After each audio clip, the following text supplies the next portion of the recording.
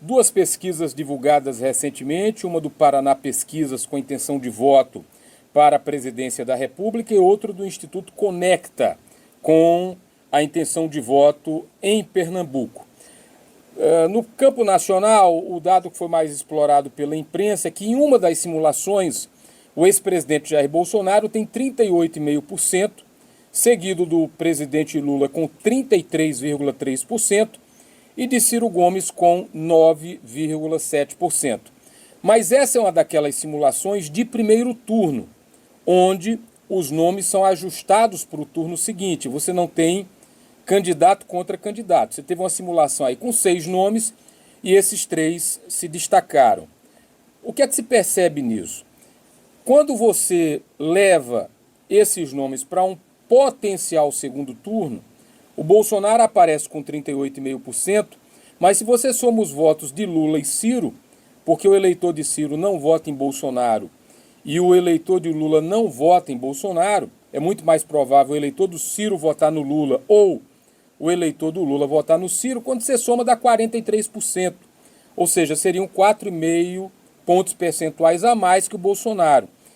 Então, essa pesquisa ela tem que ter a leitura do primeiro turno e dos nomes mais fortes, do ex-presidente Bolsonaro e do presidente Lula, nessa polarização sem fim, mas levando isso para a conjuntura de segundo turno, há uma tendência de que os 9,7% que indicaram voto no Ciro Gomes migrem para Lula e não para Bolsonaro. Então, vejam que uma coisa é o levantamento com um cenário com 6 nomes, que é o que a gente pode encontrar no primeiro turno das eleições do ano que vem, e outra coisa é o que pode acontecer no segundo turno, né? Aí tem outras simulações, só Bolsonaro tem um percentual maior que o do Lula, a Michelle se aproxima ali, mas fica na casa de 31%, o Tarcísio de Freitas, que para muitos é a grande aposta da direita, fica ali com 10 pontos a menos que o Bolsonaro, e nisso o Bolsonaro tem razão.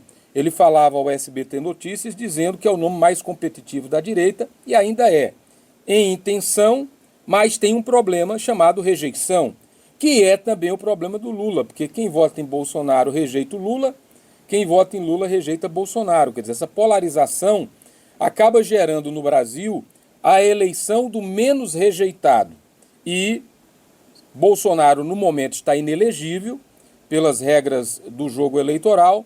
O Lula pode disputar, mas tem muita água ainda para rolar até o ano que vem. Tem muito debate. Bolsonaro está querendo anistia, os deputados estão debatendo. Então tem algumas questões ainda. Você falar agora de um cenário definitivo no ano que vem é um exercício de futurologia muito pouco provável. Mas para a direita, o nome mais forte é o do Bolsonaro. Para a esquerda, o nome mais forte é o do Lula, ou centro-direita, centro-esquerda, como você preferir chamar. Quer dizer, o Ciro não consegue romper essa polarização, assim como dos nomes da direita, a Michelle seria mais competitiva do que o Tarcísio de Freitas, mas há uma tendência, setores do mercado, até pela postura mais equilibrada, defendendo o nome do Tarcísio como sucessor direto de Bolsonaro para ser o candidato à presidência. Vamos aguardar. Aí Ratinho Júnior, o Ronaldo Caiado, esses aí patinam, esses não tem jeito. Em Pernambuco, pesquisa do Instituto Conecta, João Campos, 57%, Raquel Lira, 21% e Gilson Machado, 3%. João Campos com uma frente de 46% hoje, essa pesquisa foi divulgada pelo blog Ponto de Vista, então a vantagem ainda confortável do João Campos. Desafio da governadora, que está atraindo prefeitos, inclusive socialistas, como foi recentemente divulgado, alguns socialistas que migraram recentemente, como o prefeito de Capoeiras, para dar um exemplo, mas ela não precisa apenas ampliar o leque político, ela tem que traduzir o governo dela em aprovação popular e, consequentemente, em intenção de voto.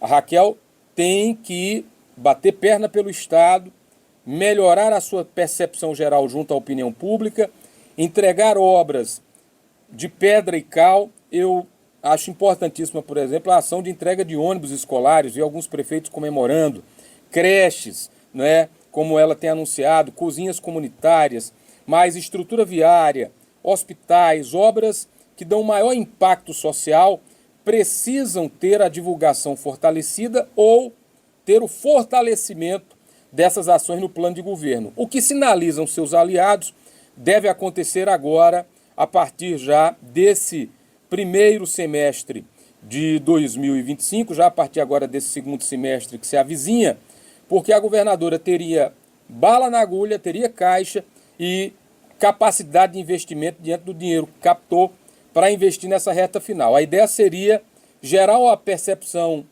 de um governo de obras, de um governo de mudança nesse ciclo dos 2 últimos anos, para ela chegar bem na percepção da opinião pública no ano que vem, principalmente no quente do debate eleitoral. E dos setores dos nomes da extrema-direita, Gilson Machado, 3%, quem tiver no lugar dele vai ocupar esse mesmo lugar no espaço político, né? Cardinon não vai ser candidato, vão ficar patinando por ali. E o voto mais à direita tem uma tendência de seguir mais a governadora. É isso de momento, o que rola no cenário, as pesquisas mostrando o que acontece hoje em relação à tradução dos números e com muita água para rolar embaixo da ponte.